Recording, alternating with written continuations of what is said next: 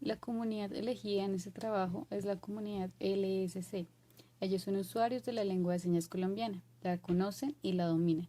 Se reúnen en diferentes asociaciones en Bogotá, como es el caso de la Asociación de Suba, que tienen como fecha de encuentro el día domingo, o en otros departamentos de Colombia, como es Boyacá, donde hay una asociación que se llama Azorboy. También hay encuentros cristianos para esta comunidad. Estos cronogramas de encuentro dependen de cada asociación. En Colombia, la lengua de señas se define como la lengua por medio del cual se expresan y comunican los sordos en Colombia. Esta se introduce en los medios académicos a partir de los criterios o señas que establece FENASCOL, lugar en Bogotá en los que se reúnen las personas sordas para dialogar y compartir experiencias, avalados mediante la Ley 324 de 1996, en el que se reconoce la lengua de señas colombiana como la lengua de la comunidad sorda de Colombia, oficial, y en el Decreto 2369 de 1997, en el que se incluye la necesidad de una educación bilingüe para los sordos. Es importante aclarar que hay dos distinciones de las comunidades que utilizan la lengua de señas. Estas son las siguientes. Por un lado, tenemos la comunidad sorda. Ellas son las personas que tienen el mismo común, la sordera, en el que también hay oyentes dentro de esta comunidad por relaciones comunicativas en la utilización de la lengua de señas. Por el otro lado, tenemos la comunidad LSC. Son los usuarios de la lengua de señas colombiana que están aprendiendo a dominarla y a manejarla. Cada uno de ellos tiene sus encuentros respectivos en diferentes asociaciones. Por ejemplo, en Bogotá hay 2 o 3 asociaciones de solo intérpretes quienes trabajan todo lo que tiene que ver con la lengua de señas. Hay otras actividades que se realizan en la biblioteca, por ejemplo, de Luis Ángel Arango para toda la población, y procesos del aprendizaje y temas relacionados de lengua de señas colombiana, donde también interactúan las personas que las están aprendiendo. El profesor entrevistado, Daniel Luque, docente de la Universidad Pedagógica Nacional, quien fue una fuente relevante en este trabajo, usualmente se dirige a Bogotá, a la Fundación Árbol de la Vida, Fundavirt, en la que hay un encuentro donde la mayoría de sordos son profesionales y socializan la lengua de señas en contextos académicos, y también abordan una parte deportiva en la que se incluyen temas sobre recreación práctica y el juego. En las particularidades en la utilización del lenguaje de la lengua de señas colombiana y en esta como fenómeno social, tenemos que en el uso de la lengua de señas y en los intercambios comunicativos, las manos adquieren diversas formas diferentes de configuración manual. Además, se establece una distinción entre la mano pasiva y activa, es decir, entre mano dominante y no dominante con fines gestuales. La mano activa determina las configuraciones manuales seleccionadas de la mano activa que comparten determinadas características similares y se clasifican en un mismo grupo en el que están 16 grupos clasificados actualmente con sus correspondientes subconfiguraciones manuales. Asimismo, los actos comunicativos del sordo se fundan en un código o semia visual directa, según la clasificación que establece BodySense, en la que se descubren elementos de articulación. Según el estudio realizado por Luis Prieto sobre el análisis de distintos códigos, los parámetros formativos kinésicos se corresponderían con las figuras o unidades mínimas unifaciales significantes, que solo tienen valor diferencial. Se denominan parámetros formativos kinésicos a los elementos articulatorios que configuran la lengua de señas. Son unidades significantes con valor distintivo, las cuales, a diferencia de las unidades significantes mínimas o fonemas que integran una seña verbal auditiva, mediante la sucesión, se combinan de manera simultánea en el espacio para constituir la seña visual. La lengua de señas es analizable en parámetros formativos kinésicos, que son aislables y pueden tener en muchos casos valor diferencial, a pesar de entrar en una combinación simultánea dentro del espacio tridimensional, con múltiples variantes.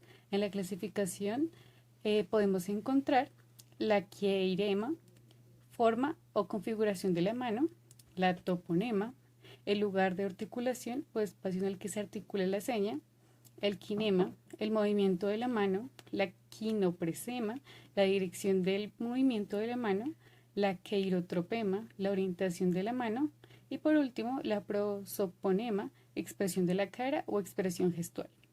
En los estudios sobre distintas lenguas de señas hay cierta tendencia a la aplicación estricta de las leyes que regulan los parámetros acústicos. Así, Stephens y Goldstein hablan de la equivalencia entre la unidad mínima significante de la lengua de señas, que denominan bisema. Con el fonema, un bisema es un equivalente visual de un fonema. Es una unidad de expresión dependiente del contraste visual. Desde el punto de vista lingüístico se encuentran varias particularidades. Siguiendo la definición de Cerdamaso, el lenguaje es una facultad de tipo semiótica, un instrumento de transmisión de la información, sin olvidar que es una facultad biológica y que por tanto esta capacidad se verá condicionada por las características biológicas de los sujetos y la adaptación con la que cuenta el canal de transmisión. Fue William Stoke, señalado en el libro de Peter Radetzky titulado Death Life, en ser el primero en apuntar que las señas no eran simplemente una colección de gestos sin relación, sino un lenguaje. Quien llevó a cabo estudios gramaticales y fonológicos de la lengua de señas y concluye que la estructura en este caso es similar a la de cualquier lengua. Él entendió que las lenguas de señas son lenguas naturales porque poseen la organización gramatical establecida por la lingüística para cualquier lengua, como son la doble articulación, la arbitrariedad del signo y la productividad, añadiendo que la lengua de señas también se desarrolla a través del tiempo entre una comunidad de usuarios, según Rodríguez y Velázquez en el año 2000. Por otra parte, George Monin habla del lenguaje de los sordos como de un sistema de comunicación fundado en una mímica susceptible, a su vez, de utilizar las dos articulaciones juntas. En el caso de la doble articulación a la lengua de señas, esta es de distinta naturaleza que el lenguaje verbal, en el que la presencia de unidades discretas se manifiesta en todos los niveles. Entre otras aportaciones en la similitud de las lenguas habladas y orales, se localiza a Saussure, quien impuso el criterio que una de las características determinantes del lenguaje humano es la relación arbitraria entre un concepto y el grupo de señales escogidas para representarlo. De esta forma, apunta a la diferencia entre la lengua de señas con las lenguas orales, donde la primera recurre a la iconicidad de sus reglas gramaticales y su discurso, pero también recurren al principio de identidad con el objeto representado como un fundamento para la construcción de su vocabulario, cosa que sucede muy poco en las lenguas orales, según Rodríguez y Velázquez en el año 2000. En Colombia, los pocos estudios llevados a cabo sobre lengua de señas han hecho énfasis en los aspectos gramaticales, como por ejemplo, se ha llevado a cabo una planificación lingüística de la lengua de señas en el campo académico, en el que los señantes de la lengua de señas colombiana construyen textos de definición cuando reflexionan sobre la estructura de la definición científica moderna. Del mismo modo, los señantes son capaces de hacer propuestas propias en su lengua, equivalentes a las utilizadas en las lenguas en que se comunica el conocimiento científico y que responden a las características de las lenguas en el canal visoespacial gestual, según Tovar. Pero cuando se trata de estudiar la pragmática de la lengua, no se evidencian estudios específicos y coherentes al respecto. En el caso de una persona sorda, tiene interrumpido este circuito de oír, hablar, cuenta con una diferencia de modalidad, ya que la lengua de señas colombiana emplea como canal la modalidad visual espacial y gestual, como lo afirma Liddell en el año 2003. La lengua de señas colombiana ha sido tardía. Podría considerarse como una lengua joven que sigue estructurando gran parte de su vocabulario técnico en la medida en que sus integrantes acceden a diferentes espacios junto a las áreas del saber específicas, según Cortés. Hace poco relativamente se puso en relieve en el año de 1996 a través de una ley, la 324, en la que se encuentra un concepto de la alteridad sorda, la cual dice que los oyentes toman el poder y asumen las decisiones sin tomar en cuenta al sordo. En el panorama actual, lo que está sucediendo es que las personas sordas están tratando de igualar esa toma de decisiones para que se haga visible, de manera que se muestre que la lengua de señas no solamente es accesible para las personas sordas, sino que también puede ser de uso para toda la comunidad. De los 4 ejes sugeridos, el primero es gramática y estructura lingüística de la lengua de señas colombiana. Allí se dice que en todo currículo y plan de estudios que incluya estudiantes sordos, es fundamental el estudio de la estructura gramática que posee la lengua de señas colombiana, de manera que se genere una conciencia metalingüística en cada estudiante sordo y de esta forma se fortalezca la apropiación de su primera lengua. Es necesario entonces estudiar con los niños, niñas y jóvenes sordos a partir de la anatomía de la mano todas las configuraciones manuales existentes que dan origen a diversas señas. El segundo eje propuesto es el discurso en lengua de señas colombiana. Respondiendo a la intención comunicativa, claramente la lengua de señas colombiana tiene una intención que puede ser expresada de muchas maneras y que algunas veces se manifiesta a través de señas y otras puede ser por medio de simples gestos, las cuales forman parte de lo que reconoce o lo que se reconoce como un discurso. Toda estructura discursiva debe contar con un constructo gramatical. De ahí la necesidad de implementar en el currículo de lengua de señas colombiana el eje del discurso. En este caso, debe hacerse referencia al discurso oral, es decir, no al escrito, ya que al ser una lengua ágrafa de características visogestuales, no lo hace menos discurso o no lo hace carente del mismo. Para el eje 3, cultura sorda y comunidad, debe identificarse a la persona poseedora de una limitación auditiva, no desde una perspectiva médica, sino que debe realizarse desde una perspectiva socioantropológica, en el cual se reconoce a un ser humano dotado de las mismas capacidades y habilidades que el resto de las personas. Personas que poseen una lengua no oral, sino visogestual, y que lo hace partícipe de una minoría lingüística. Debe reconocerse entonces la lengua de señas no como un código del castellano, sino como una lengua diferente de este castellano. Y así poder reconocer que las personas comparten el uso y sentido de esta lengua general, pero que generan entre sí diferentes vínculos de adhesión e identidades que los conlleva a tener características culturales propias. Finalmente se encuentra el último eje llamado géneros posibles en lengua de señas colombiana, y allí es fundamental reconocer que las personas sordas hacen uso permanente de la comunicación.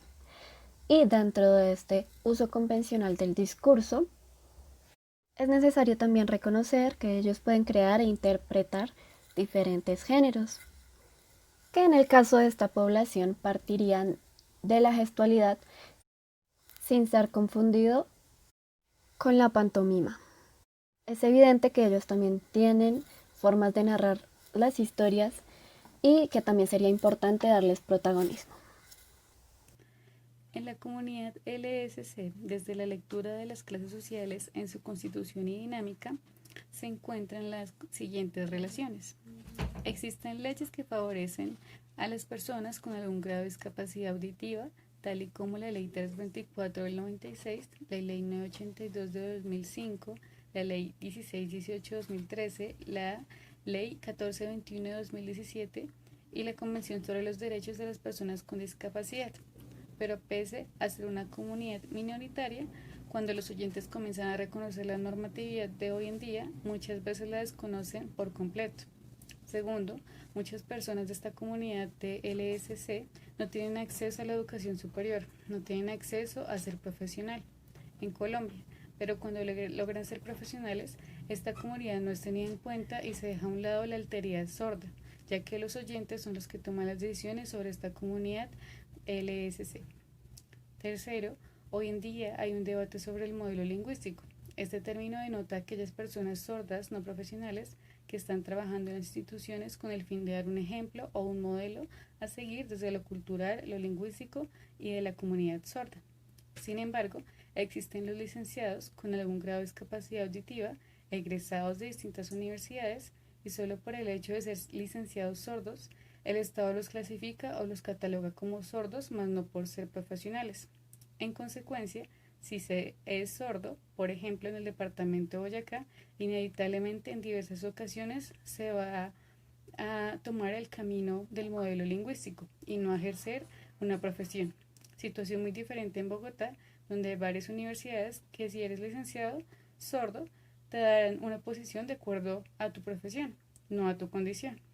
De modo similar, el Ministerio deja claro que el modelo lingüístico no es una profesión, es un oficio a ejercer para esta comunidad sorda porque hay un documento que lo afirma. No obstante, esto no está de acuerdo con las leyes como por ejemplo la 1421, que habla de los docentes bilingües y no especifica si el docente tiene que ser sordo u oyente. Lo que sí especifica es que se debe adquirir una licenciatura para las labores de enseñanza. Pero si el sordo es bilingüe, es decir, puede oralizar y tiene habilidades comunicativas, habilidades de habla y de lengua de señas, el panorama a veces es incluso peor, puesto que en ocasiones los catalogan como el sordo falso o un sordo que finge. A pesar de que en la Ley 982 hay una clasificación de sordera en la que se ubica el grado de los sordos oralizados, pero aunque exista dicha ley, se les dirá que se están haciendo los sordos. Cabe resaltar que en algunas partes de Bogotá diariamente se está innovando esta situación.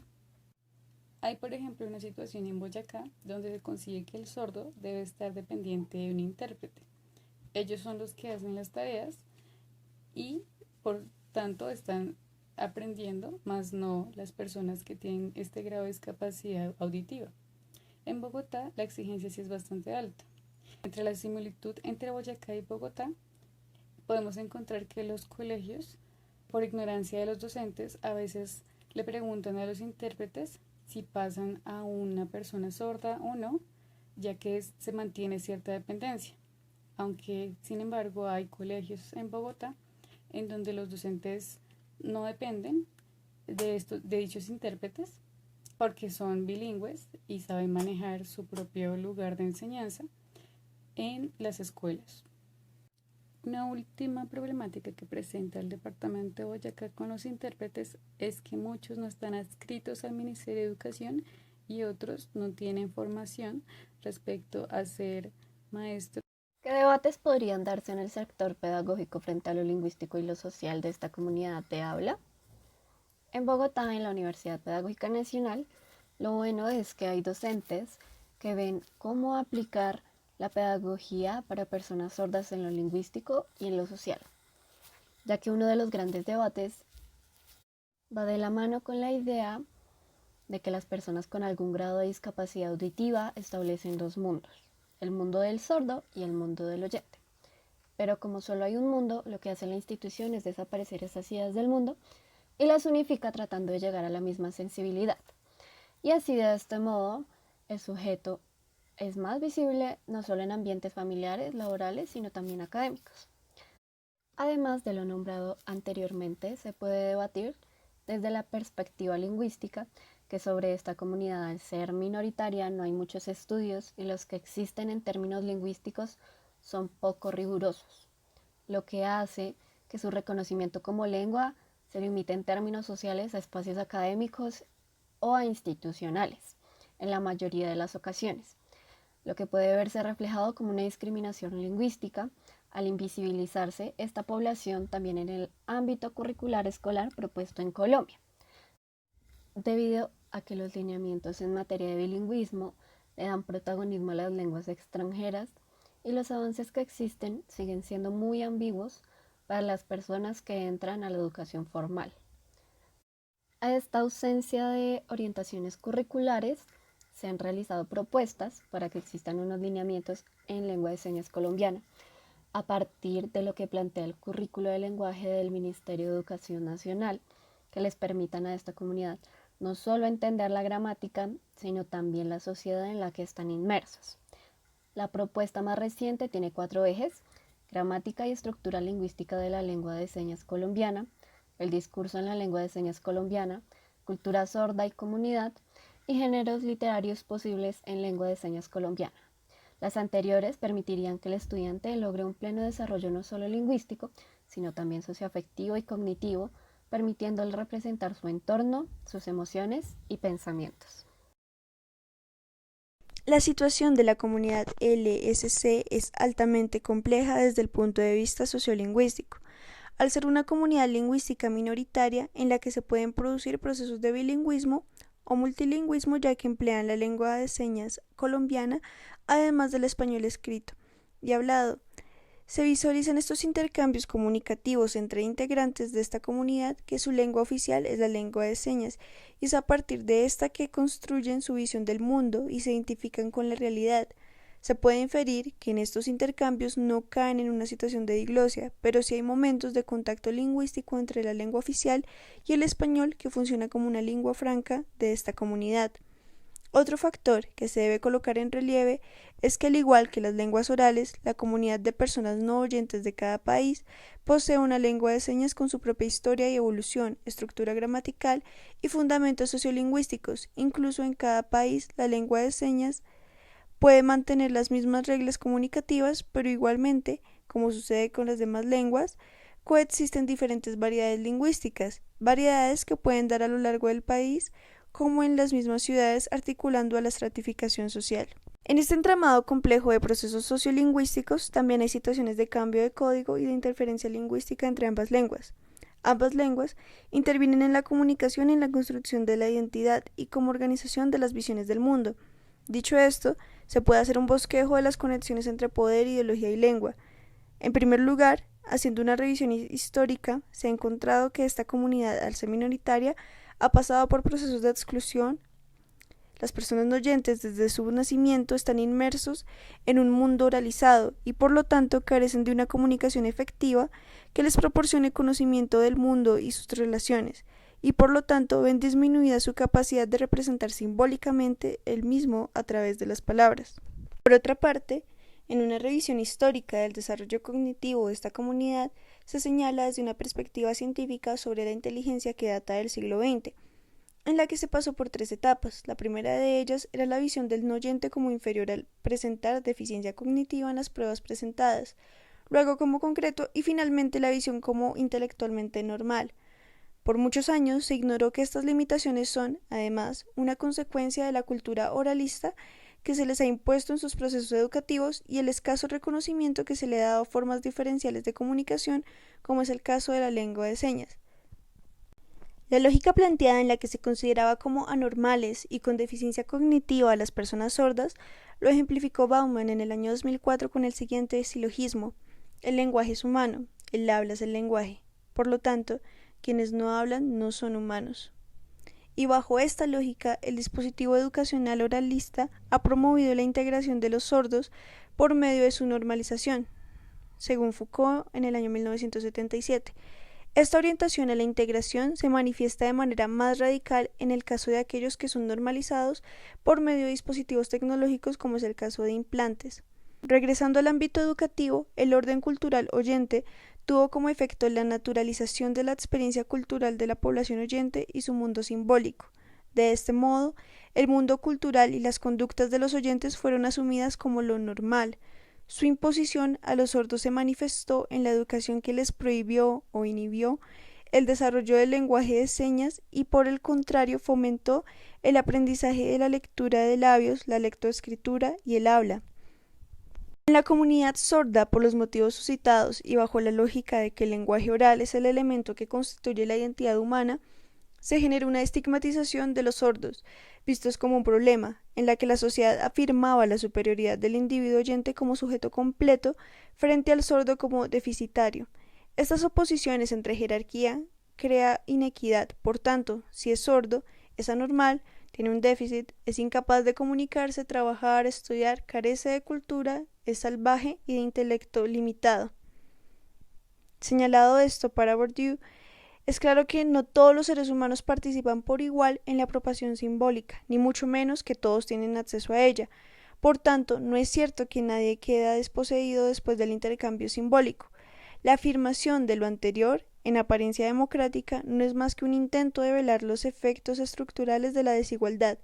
Es claro que geográficamente se ha legitimado una lengua y en ella operan los mercados oficiales del discurso. Finalmente, un punto de resistencia está en la decisión de la utilización por parte de los usuarios. A pesar de que ésta sea impuesta entre líneas en el campo de la normalidad, hay un entramado en el que el poder simbólico es eficaz más por describir el ser que por el invocar el deber ser.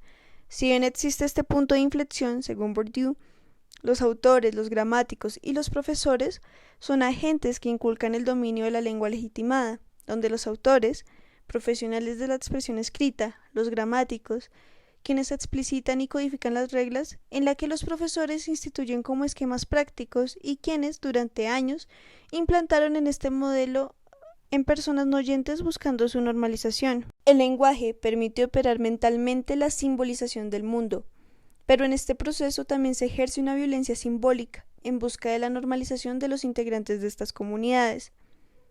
Es primordial entender que el lenguaje no es el único componente responsable del éxito o fracaso en la resolución de un gran número de tareas y que a medida que se van desarrollando en el entramado social un número de experiencias cotidianas, puede desarrollar cognitivamente cualquier persona de esta comunidad. A partir de estos intercambios, irá creando una matriz social que se va nutriendo a partir del aspecto sensorial y que a partir de la lengua de señas y su carácter de iconicidad formará representaciones simbólicas de su contexto.